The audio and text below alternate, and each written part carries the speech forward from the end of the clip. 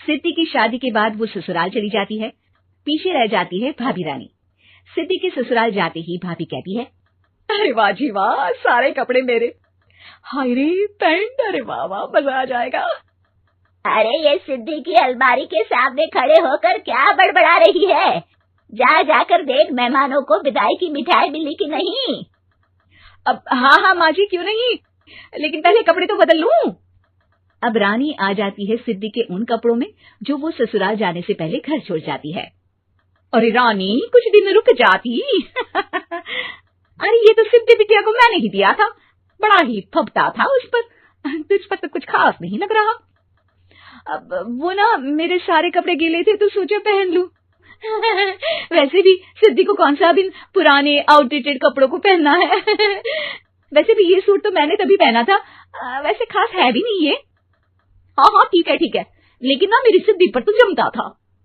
सारे मेहमान चले जाते हैं और सिद्धि ससुराल से मायके पहली बार आती है। अपना घर, अपना कमरा, अपनी अलमारी। ये बोलकर जैसे ही सिद्धि अलमारी खोलती है तो सामने उसके कपड़ों की जगह कुछ और ही रखा होता है। माँ, ओ माँ, जरा कमरे में तो आना। सास और रानी वहां पहुंच जाते हैं। रानी ने पहनी होती है सिद्धि की जींस और टी शर्ट।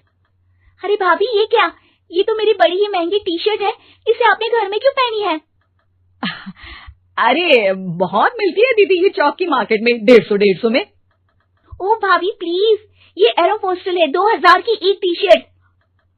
ओह, 2000 में तो दीदी 4 साड़ी आ जाए। अब क्या बोलूं?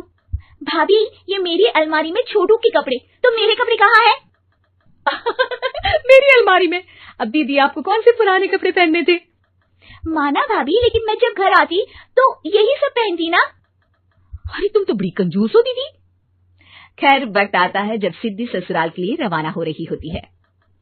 अरे रानी, अंदर से सिद्धि का गिफ्ट ले आ, लड़की पहली बार ससुराल से मायके आई है। रानी अंदर जाती है और एक सिंपल सी साड़ी लेकर बाहर आ जाती है। ये लीजिए माँ जी। सास बेटी को गिफ्ट देकर ससुराल भेजती है। अगले दिन रानी एक सुंदर सी साड़ी पहनकर सामने आती है। अरे रानी, ये तो वो साड़ी है जो मैंने सिद्धि को देने के लिए दी थी जब वो ससुराल ले जाती, लेकिन ये तूने कैसे पहन ली? अरे माँ जी, ये साड़ी तो मुझे बहुत पहले से ही पसंद थी, लेकिन चिंता ना करिए, मैंने सिद्धि के लिए भी अच्छी सी साड़ी दी है। हाँ। तभी सिद्धि का फोन आता है। क्या माँ, कुछ अच्छा तो दिया होता ससुराल ले जाने के लिए। अरे पहले दिखा दिया होता। ये चमकते हुए पैकेट में नौकरानी वाली साड़ी मत दिया करो माँ। अरे बेटे, वो तेरी भाभी ने ना गलती से उससे पैकेट बदल गया। हाँ, मैं कल ही तेरे भाई के हाथ से तेरा वाला पैकेट भेज दूंगी। अरे रहने दो माँ, आई एम श्योर भाभी ने अभी वही साड़ी पहनी होगी जो तुमने मेरे लिए रखी थी। तुम तो समझ नहीं पाई उनको। खैर छोड़ो, मैं ज्यादा बोलती अच्छी नहीं लगती, रहने दो, आपको उन्हीं के साथ रहना है, फिर बात करेंगे। सास को रानी पर गुस्सा आ जाता है। वो उसके कमरे में जाती है जहाँ वो शादी का एल्बम देख रही होती है। रानी, मार्केट जाकर एक ऐसी ही साड़ी लेकर आ, कल प्रतीक जाकर सिद्धि के घर दे आएगा।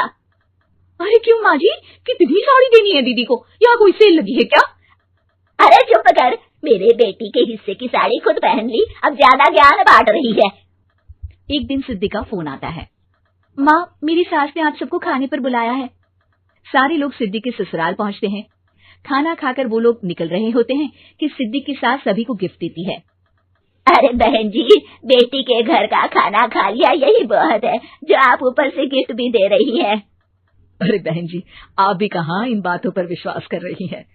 सास सभी को गिफ्ट देती है, लेकिन रानी को जो साड़ी देती है वो अजीब सी हरे रंग की, लाल रंग की बड़ी छाप वाली होती है। अरे छी, ये कौन पहनेगा? सासू माँ को तो जरी वाली इतनी सुंदर, और मेरे लिए ये नौकरानी वाली। अरे भाभी, दरअसल मैं जब भी घर आती थी आप वापसी में ऐसी ही साड़ी देती थी ना, तो माँ ने सोचा कि आपको आपकी पसंद की ही साड़ी क्यों ना दी जाए। बेचारी रानी, बोलती भी तो क्या। सिद्धि और सास रानी का चेहरा देखकर हंसने लगती है, तो रानी समझ जाती है कि अपने ही बिछाए जाल में वो फंस चुकी है।